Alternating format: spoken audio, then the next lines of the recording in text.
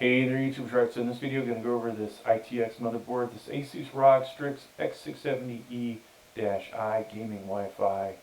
This has Wi-Fi 6E, it's a AM5 socket, DDR5 RAM 2 slots, and PCIe 5.0. We're going to jump over to the ASUS website in a little bit, but some of the information that they give you with this.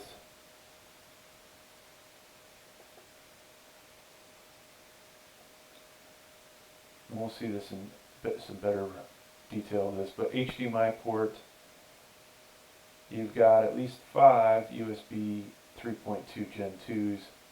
It looks like 3 USB 2.0s.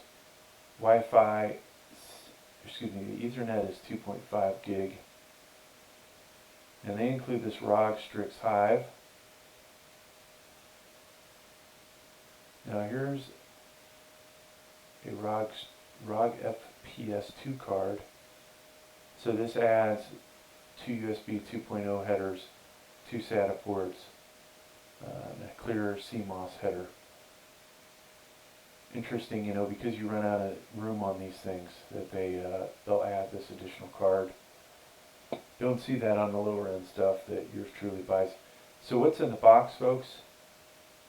You obviously get the box, the motherboard, Wi-Fi antenna, some adapter cables, SATA cables, usually 2 of those, USB Type-C power connection cable, cable ties, ROG USB splitter cable, the Hive thing here, sticker and thank you card.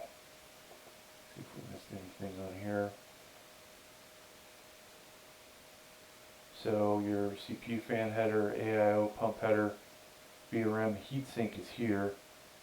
Now, I had a Z690i, which is obviously Intel, and with this kind of design, folks, I had all kinds of problems with CPU coolers.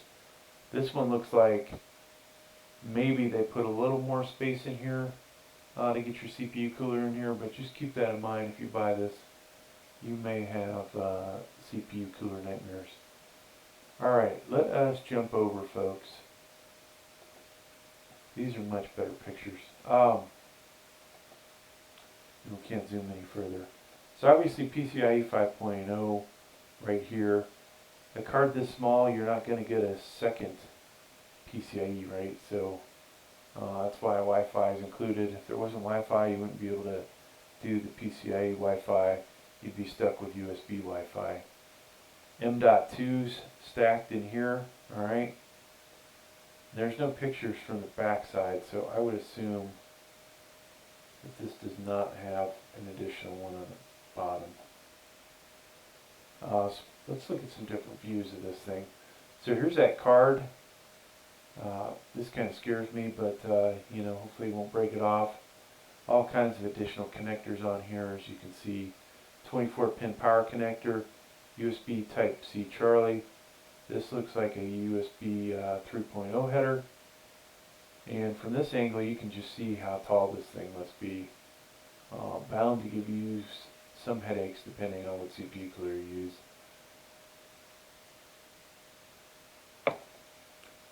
Looking at this angle.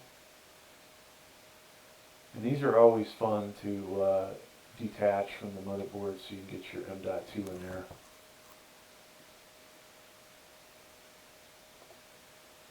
The actual card that we plug in there. So front panel, it says here. Go back and see if we can see that angle a little better.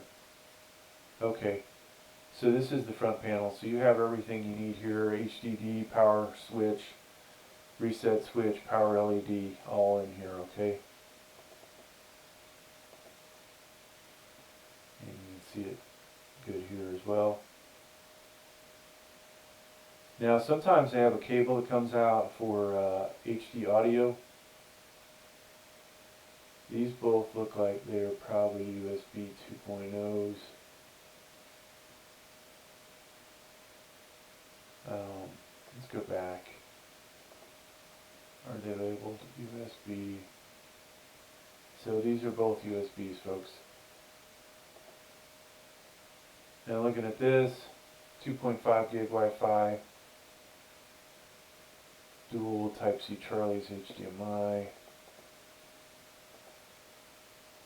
And then of course this is for AM5. This design, you know, obviously similar to what Intel does. Fan headers, RGB. This appears to be ARGB up here. But yeah, this thing's a pretty nice motherboard, but high end, obviously for ITX. Potentially limited as far as performance goes because of the power stages. But still a pretty worthy ITX motherboard. I'm going to assume, folks, that, you know, this is your 7600 build and not your 7900, 7950X. Alright. Thanks for checking out the video. Please like, please subscribe. Thank you.